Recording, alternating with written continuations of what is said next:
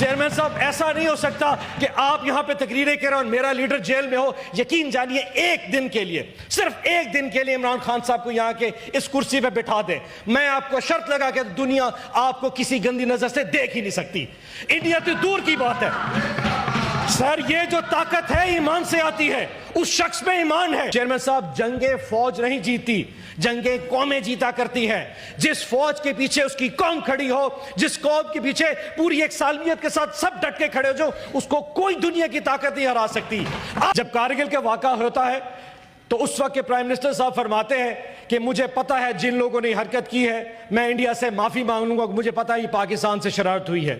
اور اسی طرح کا واقعہ 2019 میں ہوا تھا جب اس کے وزیر اعظم نے کہا تھا, اور یو این اے میں کھڑے ہو کے انگریزی میں کہا تھا, چیئرمین صاحب اردو میں نہیں کہا تھا, اس نے اس وقت بھی کہا تھا کہ مجھے پتا ہے کہ اس وقت جو ایک پلوامہ کا جو اٹیک ہوا, اسی طرح کا اٹیک اور بھی ہوگا, اور انہوں نے اپنا ذہن بنا لیا ہے کہ پاکستان کو اس کو مورد الزام ٹھہرائیں گے.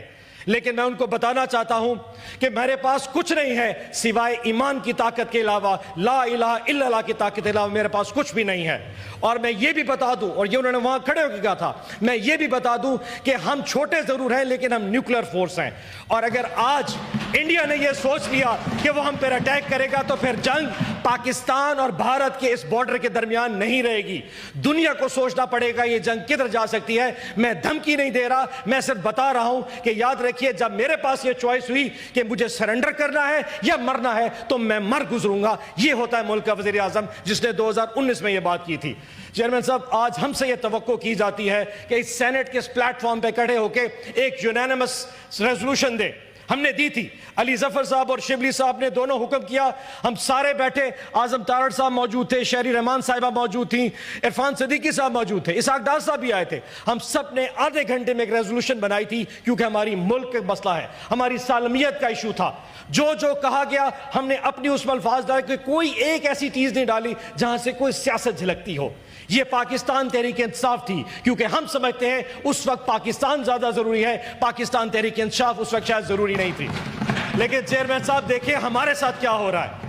آج بھی ہمارے لوگ گرفتار ہو گئے ہیں. آج کے دن علی ظفر صاحب ملنے کے لیے گئے, بیرسٹر گوہر ملنے کے لیے گئے, ان کو خان صاحب سے نہیں ملنے دیا گیا. آپ دنیا کو کیا میسج دینا چاہتے ہیں, کون سی سالمیت کا میسج دینا چاہتے ہیں؟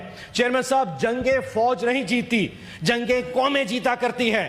جس فوج کے پیچھے اس کی قوم کھڑی ہو, جس قوم کے پیچھے پوری ایک سالمیت کے ساتھ سب ڈٹ کے کھڑے ہو, جو اس کو کوئی دنیا کی طاقت نہیں ہرا سکتی. آپ بھی پیغام دیجئے نا, آج آپ بھی بتائیے کہ اس وقت پاکستان کی لیڈرشپ جو جیل میں ہے, میں ان کو لے کے آتا ہوں, یہاں اے پی سی بلائیں گے,